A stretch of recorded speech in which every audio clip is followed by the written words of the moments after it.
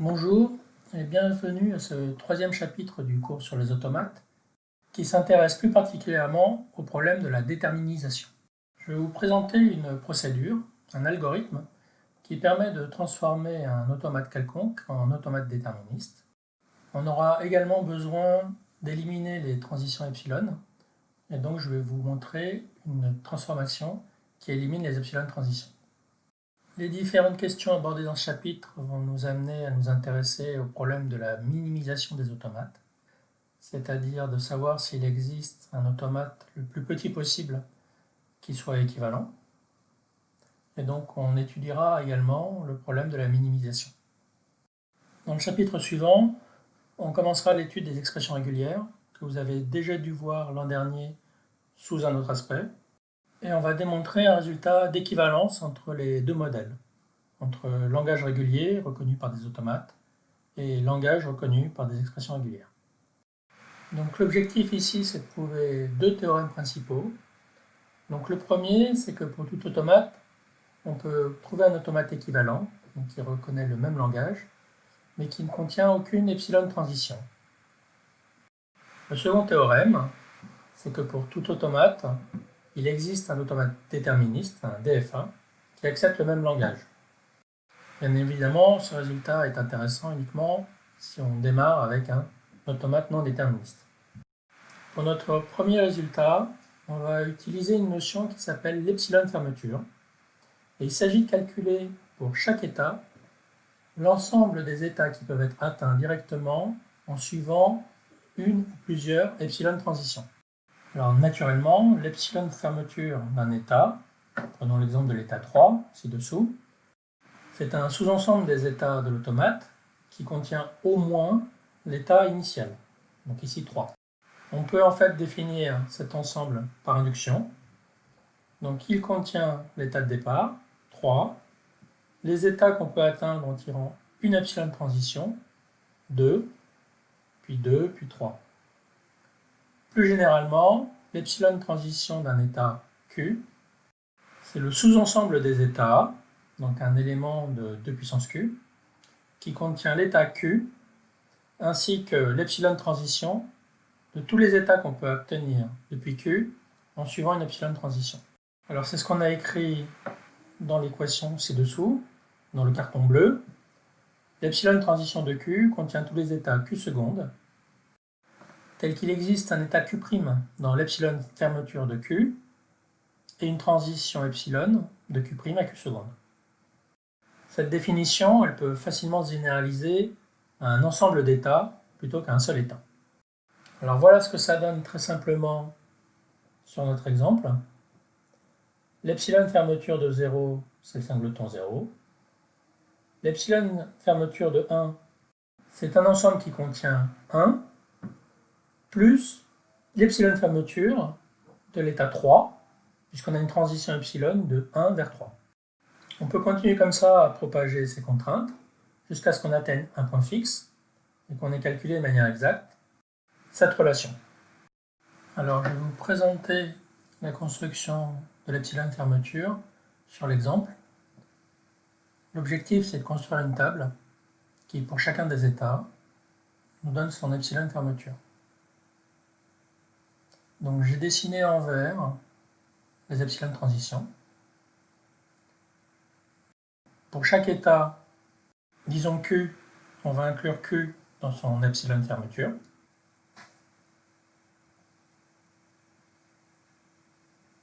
Et ensuite, on va faire des passes successives sur tous les états. Donc l'état initial 0 n'a pas de successeur par epsilon transition. Son epsilon fermeture est égal à lui-même, c'est un singleton. On a fini le calcul. Pour 1, on a besoin de rajouter l'état 3. Pour 2, on a besoin de rajouter l'état 0. Pour 3, l'état 2. Et pour l'état 4, on sait également qu'on a fini.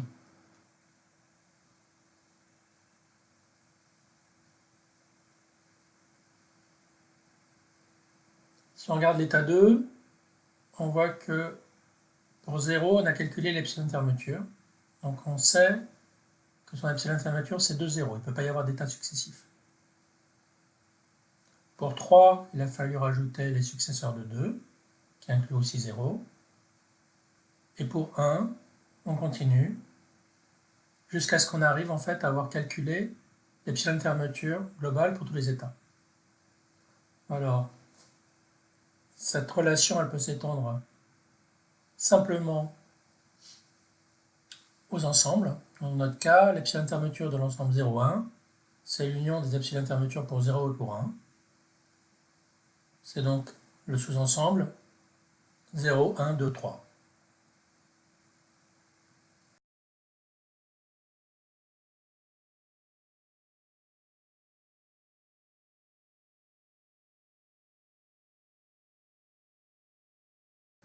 Alors on va voir comment on peut utiliser l'epsilon de fermeture pour calculer un automate équivalent qui ne contient pas d'epsilon de transition.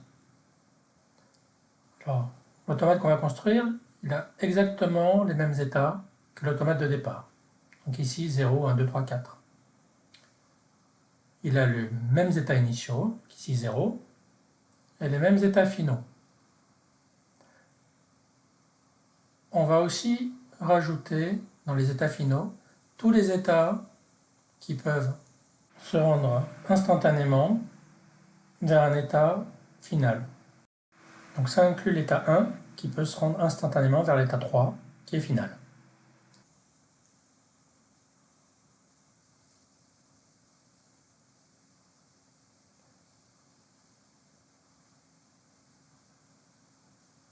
Maintenant, on va prendre les transitions de l'automate de départ. Donc on a une transition A de 0 vers 2, celle-ci elle est conservée.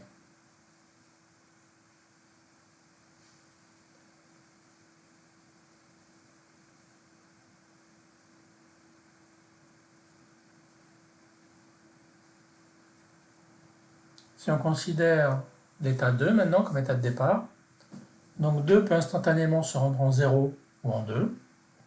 On a une transition de l'état 0 vers l'état 2 avec un A. Donc on a aussi une transition de 2 vers lui-même. On a les transitions avec B de 2 vers 3 et 4, on les conserve. On a fait toutes les transitions à partir de l'état 2. L'epsilon de fermeture de 4 ne contient que 4. On n'a pas de nouvelle transition à rajouter. 3 est plus compliqué. Donc 3 peut se rendre instantanément en 0, 2 ou 3. Donc depuis 3, il est possible de se rendre en 0 et de faire un A et d'arriver en 2. Donc dans notre automate, on va mettre une transition directe de 3 à 2.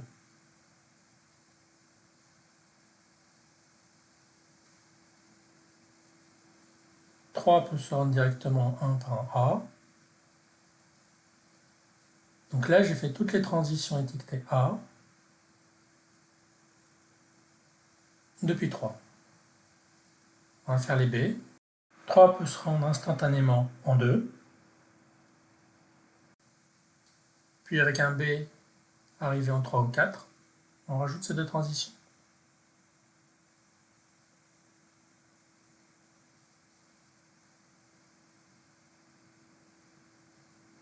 Il ne nous reste plus que l'état 1. Donc l'état 1 peut se rendre instantanément en 0, 1, 2 ou 3. Donc depuis 1, on peut faire une transition A vers l'état 2, puisque 0 peut le faire.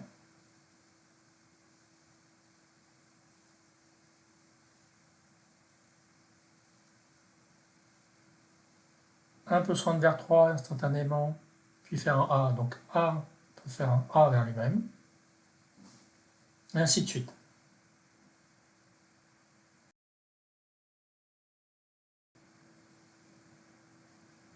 Donc à la fin de cette construction, on a bien obtenu un automate qui ne contient aucune epsilon de transition, mais qui accepte exactement les mêmes mots que l'automate de départ. Pour ceux d'entre vous qui sont un peu plus téméraires et qui aimeraient pouvoir expérimenter les constructions qu'on a vues sur les automates dans un logiciel, vous pouvez utiliser vos cançons, dont le lien est donné dans les ressources du cours. Donc ici, on a lancé un notebook Jupyter qui permet d'appeler l'API de Vaucanson. On peut commencer par importer la librairie de manipulation des automates. Donc là, je vais faire un copier-coller de la déclaration de notre automate exemple. Alors ça commence par une déclaration de l'alphabet.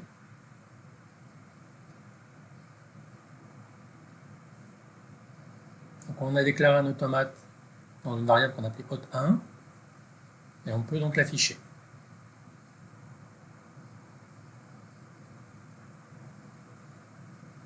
Si vous voulez éliminer les epsilon transitions, donc ici epsilon c'est défini par le label \e, il vous suffit d'utiliser la fonction proper. Donc on voit qu'on obtient bien le même résultat que tout à l'heure. On remarque néanmoins que j'avais oublié de dire que l'état 1 était initial. On va maintenant aborder le problème qui est le sujet principal de ce chapitre, c'est-à-dire la déterminisation. Notre objectif, c'est de construire un automate équivalent qui soit déterministe. Alors l'idée de l'algorithme, il va se baser sur l'utilisation de plusieurs têtes de lecture qu'on avait vues en introduction. Et donc, on va construire un automate dans lequel les états sont des sous-ensembles de l'automate initial. Donc il faut imaginer ces états, ces ensembles, comme représentant un ensemble possible d'états accessibles après la lecture d'un même mot. Donc ne vous inquiétez pas, je vous donnerai un exemple de la construction très bientôt. Si on regarde l'exemple donné sur ce transparent, après la lecture du mot AB, A, B, B, B, A, donc on arrive à l'état 4, on lit un A, il va y avoir deux états possibles accessibles, 2 ou 3. Dans l'automate déterministe qu'on va construire, il y aura un état qui correspondra au sous-ensemble 2, 3.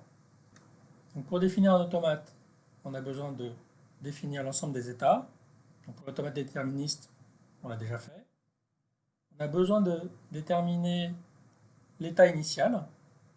Alors dans notre cas, il suffit de prendre le sous-ensemble des états, les sous-ensembles de Q, qui sont initiaux. Qu'est-ce que ça va être un état final? Ça va être un état, donc un sous-ensemble qui contient au moins un état final, c'est-à-dire qu'il y avait un moyen d'atteindre un état final, si on y arrive. Il ne reste donc plus qu'à définir la fonction de transition. Donc là encore, c'est très simple, mais ça sera mieux de le voir illustré sur un exemple. L'idée, c'est de dire, si je pars d'un état qui est un ensemble S, et que je dois tirer une transition sur le symbole A, et ben je vais atterrir dans un nouvel état S', qui est en fait l'ensemble des états accessibles depuis un des états de S, en tirant un A. Donc on va voir ce que ça donne sur l'exemple d'automate qu'on avait vu dans le premier exercice du chapitre précédent, celui où on parlait de protocole de communication. Mon état initial, il va contenir tous les états initiaux de l'automate de départ. Donc je vous rappelle, pour simplifier, on suppose que notre automate ne contient pas d'epsilon transition. Dans notre cas précis, il n'y a qu'un seul état initial. Donc l'état initial de l'automate déterministe, ça va correspondre au singleton qui contient l'état 0. Depuis cet état, je peux faire une transition étiquetée B. Et si je fais un B, je peux atterrir soit dans 1, soit dans 3. Dans l'automate résultat, on va atterrir dans un état qui correspond au sous-ensemble 1, 3. Si on regarde d'autres étiquettes, d'autres symboles, c'est impossible de faire un A depuis 0. Donc on ne peut pas atterrir sur un état en faisant un A. Ça correspond au sous-ensemble vide. Depuis les états 1 et 3, on peut tirer une transition étiquetée T. Depuis 1, on arriverait en 1 ou 3. Depuis 3, on arriverait en 4. Donc, dans l'automate déterministe, il va y avoir une transition qui part de l'état 1, 3, qui est étiquetée par T, et qui va arriver dans l'état, l'ensemble, 1, 3, 4. C'est un sous-ensemble des états qu'on n'avait pas visité avant. Donc ça va créer un nouvel état de l'automate déterministe. Depuis Depuis l'état 1, on peut tirer une transition étiquetée E qui nous amène dans l'état 2, qui est final. Et donc depuis 1, 3, on va avoir une transition qui nous amène dans un état qui est 2, 6, et cet état il va être final pour l'automate déterministe. On va continuer comme ça, d'état en état, jusqu'à avoir couvert tous les cas possibles. Et ce qui est intéressant, c'est qu'on sait que cette construction termine, parce qu'on a au plus 2 puissance n états dans l'automate déterministe, où n c'est le nombre d'états de l'automate initial. Alors l'automate qu'on construit, il est nécessairement déterministe puisqu'il n'a qu'un seul état initial. Depuis chaque état, il n'y a qu'une seule sortie possible pour chaque étiquette. Et puis on n'a pas créé d'epsilon de transition, donc on respecte bien les critères qu'on s'était définis pour un automate déterministe. En conclusion, à partir d'un automate A, on peut construire un automate det de A, déterministe de A, dont les états sont des sous-ensembles de Q, l'ensemble des états de l'automate A, qui a le même alphabet, et dont la fonction de transition peut se construire à la volée, donc en construisant les états petit à petit. Donc en pratique, on peut obtenir beaucoup moins d'états que de sous-ensembles de Q. Une autre remarque, c'est que l'automate det A, il est complet. Par exemple, s'il n'est pas possible de faire une transition depuis un état, ça va se traduire dans l'automate déterministe par une transition vers l'état qui correspond au sous-ensemble vide. Et ça, c'est un état puis. Alors on peut se poser la question, est-ce qu'on peut avoir le pire cas? C'est-à-dire, est-ce qu'on peut vraiment générer un nombre exponentiel d'états en déterminisant? Alors il existe un ensemble d'exemples d'automates pour lequel c'est le cas. Là, je vous montre un exemple qui a été proposé par Debrun. Donc on a une famille d'automates de taille n. Cet automate, il va avoir n états. Donc l'exemple qu'on voit en dessous, c'est pour la valeur n égale 3. Cet automate de Debrun, il accepte les mots dans lesquels il y a un A qui est positionné n caractères avant la fin du mot. Donc pour Debrun de 3, si on a un mot de taille 10, on va devoir trouver un A en position 7. Alors vous pouvez faire la construction vous-même pour voir, mais voici le résultat pour Debrun de 2. Pour Debrun de 3, ça devient déjà un peu trop compliqué pour l'afficher. Il est possible de montrer que dans l'automate déterministe correspondant, on va avoir tous les sous-ensembles d'états accessibles, donc un nombre exponentiel. Alors il y a une intuition derrière ça, c'est qu'un automate, il lit un mot depuis le début jusqu'à la fin, et donc il ne peut pas deviner au départ quelle va être la taille du mot. Donc si j'ai déjà lu K caractères, il va falloir que je me souvienne de tous les caractères qui se trouvent à la position courante, à la position -1, -2, jusqu'à -n. Ce qui donne bien 2 puissance n possibilités.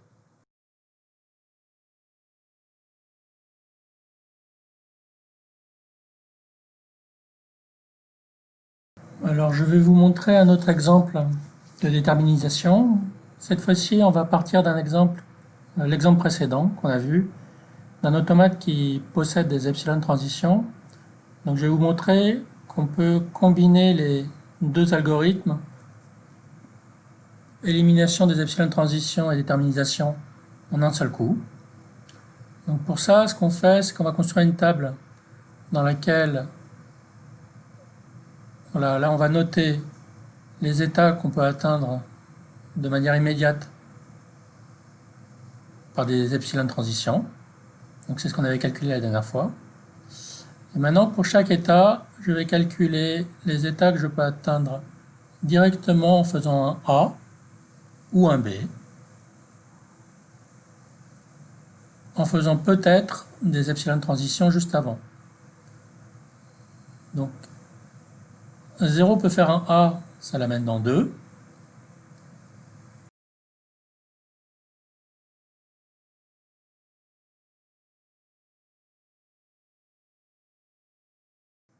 Alors on va regarder si on peut faire un A depuis 1. Depuis l'état 1, c'est pas possible. On ne peut pas faire 2b non plus.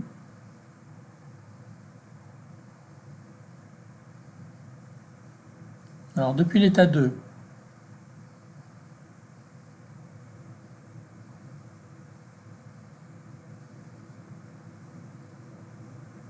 ne peut pas faire de A. Par contre, si on fait un B, on arrive dans 3 ou dans 4.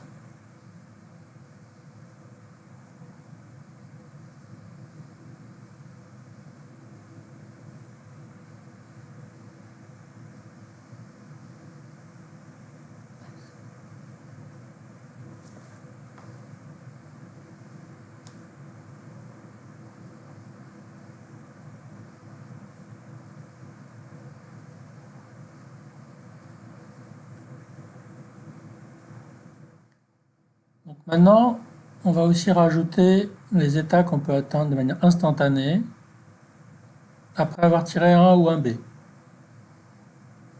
Donc pour 2, si je fais un B, j'arrive dans 3 et 4.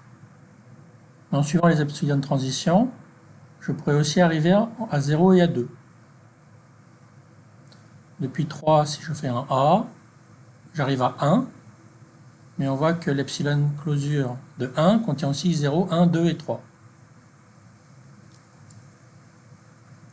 Donc qu'est-ce qu'on a fait ici? On calcule depuis chaque état les états qu'on peut atteindre en tirant un certain label, une certaine étiquette dans l'alphabet, A ou B, plus tous les états qu'on peut avoir successivement en suivant les epsilon de transition. Donc maintenant, je vais construire mon automate. L'état initial, c'est 0 et 1. Mais quand je suis dans 0 et 1, je peux aussi atteindre 2 et 3. Donc je vais les rajouter à mon ensemble d'états initiaux.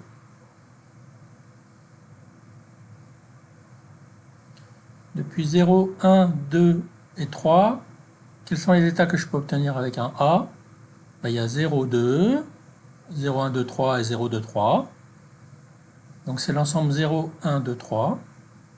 Donc on a une boucle. Par contre, quand on fait un B, on peut aller vers 0, 2, 3 ou 4.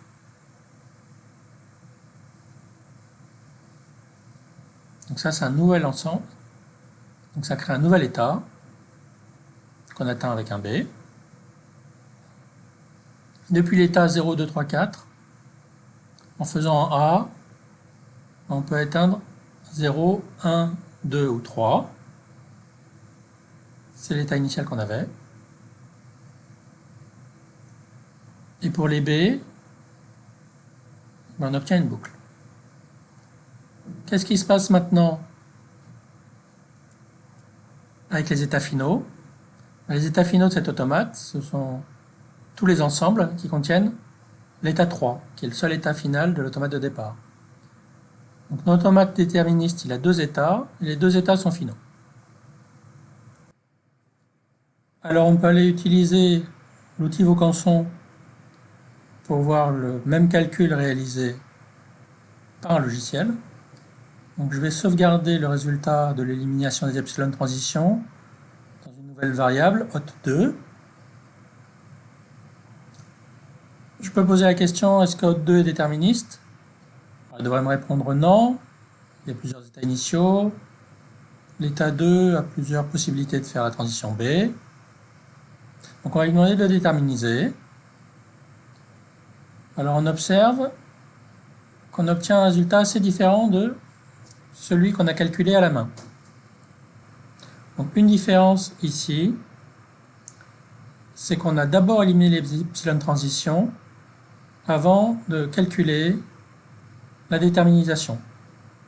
On peut se poser la question, est-ce que les deux automates, celui qu'on a calculé et celui qui a été calculé par Vaucanson, sont en fait les mêmes? Alors on peut démontrer qu'ils sont équivalents, même si ce n'est pas évident. Un moyen de vérifier qu'ils sont équivalents, ça serait de prouver qu'ils sont tous les deux équivalents à un même automate qui serait minimal dans le sens de la taille, donc un déterministe le plus petit possible. Donc ça, on peut démontrer qu'il existe. Donc encore une fois, on va sauvegarder le résultat de la déterminisation dans un nouvel automate, hot3. Et là, on va calculer le minimum, donc il y a une fonction minimize de l'automate.